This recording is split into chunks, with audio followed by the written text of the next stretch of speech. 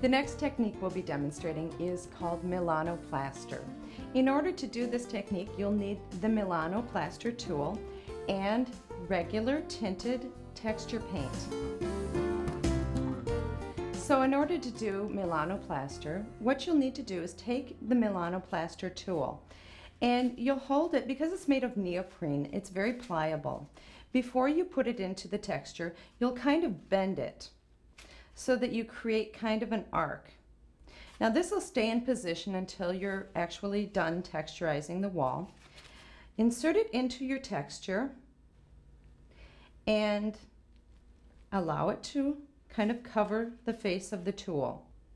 From there, what I'm going to do is take the edge of my tray and wipe off the excess. You aren't going to have that much texture on your Milano Plaster tool before you apply it to the wall. Now before we apply it to the wall, let's talk about colors. Now you can use any color on your wall that you choose. However, your texture should actually be one shade lighter than your existing wall color.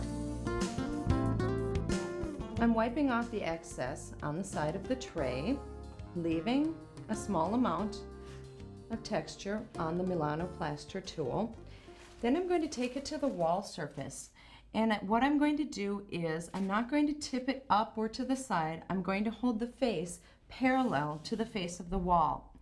And actually, with a light touch, just drag it across the wall in kind of a spreading motion. What happens is the texture actually begins kind of a skip trowel on the wall and creates the look.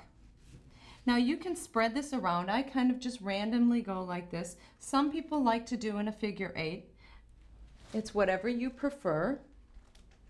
And it goes on very easily. You really don't need to apply a lot of pressure. Now once you've applied it to the surface, you can leave it like this, and many people do. Or you can take the side. There's a flat side to the Milano Plaster tool.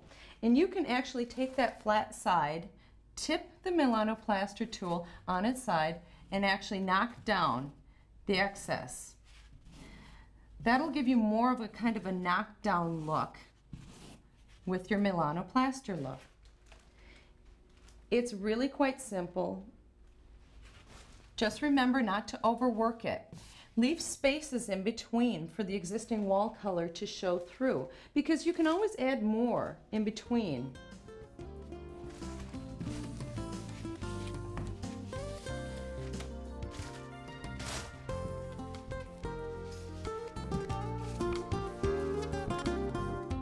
It's remarkable how fast and easy the Milano Plaster tool works. Now you can leave it just like it is, and I think it's beautiful, but just for a little bit more flavor, if you'd like to add another color of texture, you can do that. In this situation, I took a soft gray tone, pretty much the same depth of color as what I had done with the previous texture, and I'm actually going to apply this. Now before I do this, I actually am going to allow the first coat of Milano Plaster to dry. From there, I'm actually just going to apply it to the surface just to add some increased level of depth illusion.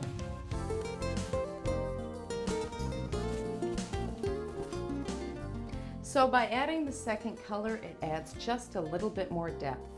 I hope you have fun creating Milano Plaster with the Milano Plaster tool. Thanks for watching the instruction video.